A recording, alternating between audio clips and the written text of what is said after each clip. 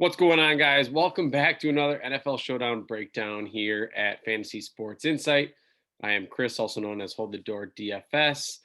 Super excited for another niche showdown slate. I know for NFL they have become a lot more popular, but I still think there is an edge. Just for example, on the Wentz slate, I found a $215 head-to-head that completely faded Carson Wentz, which I thought was definitely a negative expected value play in cash games, and I had Wentz in the captain role, which uh, helped to an easy win. That late touchdown by Scott was huge, but nevertheless, I think the bottom line is that showdowns still have a lot of edge, even in the popular NFL content area. So.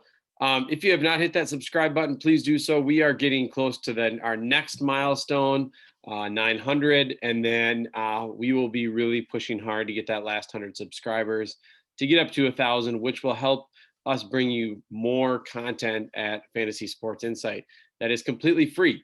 So just hit that button. It costs you nothing. Let's get into the slate. So I'm going to share my screen. Like I said, we have the Seahawks and the Cardinals. It should be a fun one.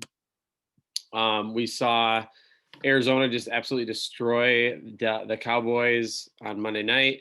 And now we get them back in another primetime game here. So obviously the two quarterbacks are going to be really popular, but they also are really expensive. I think I prefer Wilson to Murray. We saw that there is just they both have really, really good running abilities. I just think it's really hard to fade Wilson on any of these slates.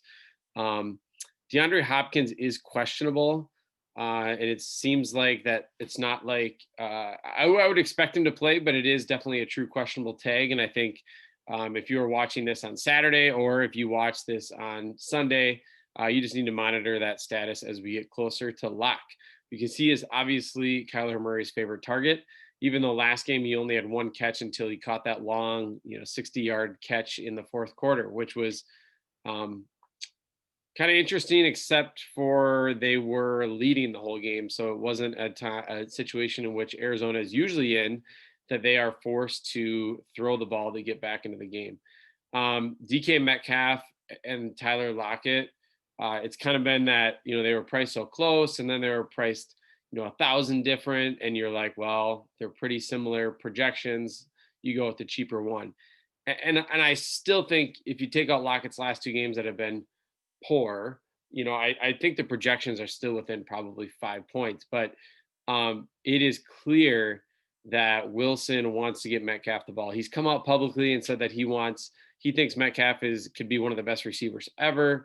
You saw in that last drive against the Vikings when he came back in the fourth quarter, all those shots in the red zone, he just kept going back to Metcalf because he knew physically, one-on-one, he's going to be able to beat any of these D-backs. So I think I like Metcalf. If we're not worrying about price, Metcalf by a long stretch for me over Lockett. If you consider price, I think it's a little bit closer, but I still prefer Metcalf.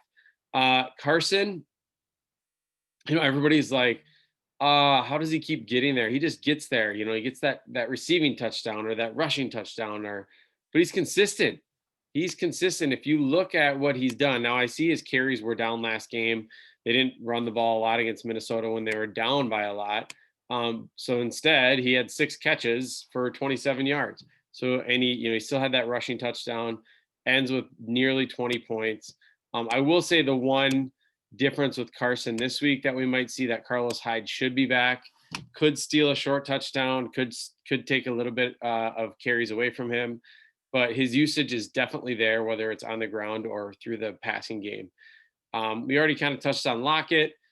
Drake, just kind of like, I know he's been trolling people that have been knocking him for his fantasy performances.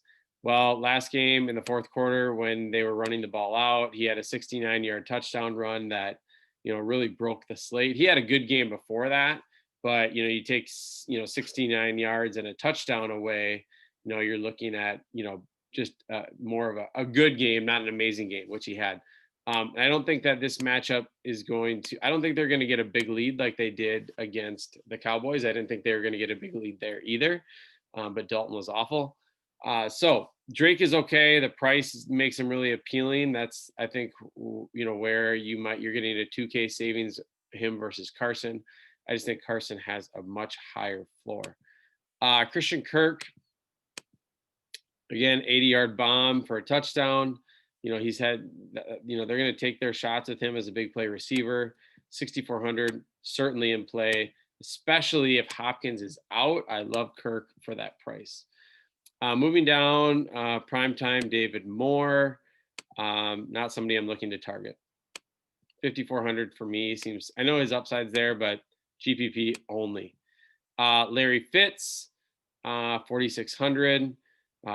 Greg Olsen is viable. These guys are all viable. Obviously, the kickers are definitely in play. Chase Edmonds drops down to 4,000. Now, I get it. He had a pretty poor game last week. But again, yeah, you're going to likely have a poor game when you're up by that much, and he's not really a primary ball carrier.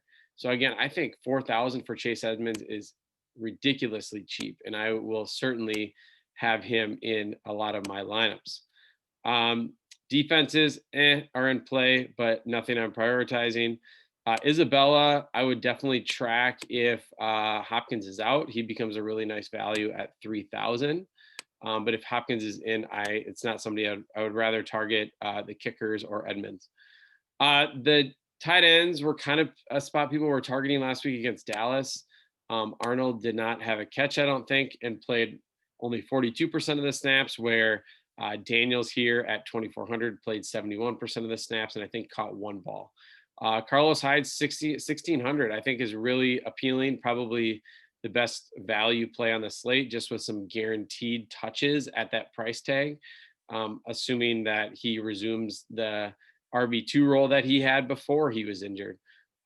If not, then we still have Homer down here, 600. He was getting a couple touches with Hyde in there, but his upside is like 0. So if you want to go for a TD, maybe Disley gets another 20-yard touchdown in the red zone. Otherwise, that is kind of, sums up the slate. So I think, deciding with the quarterbacks, in cash, I think people will jam them in or punt at captain or something. But I think you can probably get both the quarterbacks and then one stud skill player. It kind of feels like one of those KC slates where you have Mahomes, a skill player, and then you take somebody from the other side, and then you might just have to fill in the gaps from there. So again, if you haven't hit that subscribe button, please do so. Also be on the lookout for Gator Guy and I's Bankroll Challenge video update, likely on Thursday. If you have not checked that out yet, do that. It is on our channel. We are going to be setting goals weekly, reviewing our progress and our success and failures, and then set new goals for the next week. All right. Thanks. And thanks. Cash.